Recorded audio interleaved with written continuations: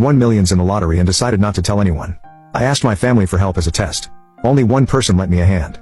I'm 35 years old. I live in Ohio, and until a few months ago, I was just another guy trying to survive on a mediocre salary and putting up with humiliation at work.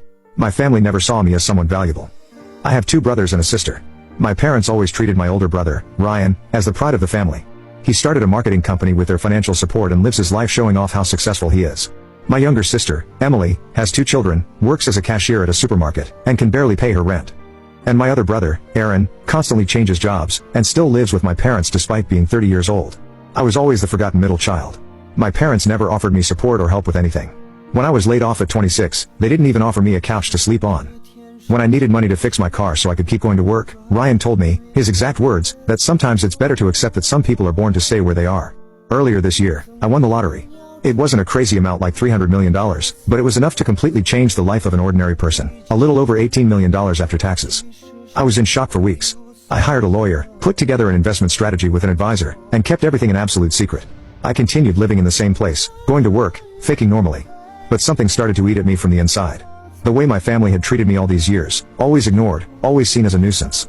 So before making any major decisions, I decided to run a test. I quit my job. I made up a story that the company I worked for had gone bankrupt and that I was going through financial difficulties. I said I had overdue bills, that my car had broken down, and that I wouldn't be able to pay the rent that month. I went to see my parents, Ryan and Aaron. They all listened to me. Some of them laughed uncomfortably. Ryan said he could offer me a position as a warehouse assistant in his company, but that I would have to prove my worth. He offered me a few dollars an hour. My parents said they were tight on expenses despite having a secure retirement and no debt. Aaron just said, "Tough situation, bro." The only one who really helped me was Emily. She gave me $200 and it was so much more than money. It was the way she gave it to me. She asked if I had food, offered me the sofa in her tiny house. She said I could count on her. I know she barely survives with 2 small children. That broke me inside in a good way. After that, I started to distance myself from everyone. Only Emily knew where I was living. I moved and began to change my life. On the outside, everything looked the same. On the inside, I had a new perspective. I started to observe and to plan.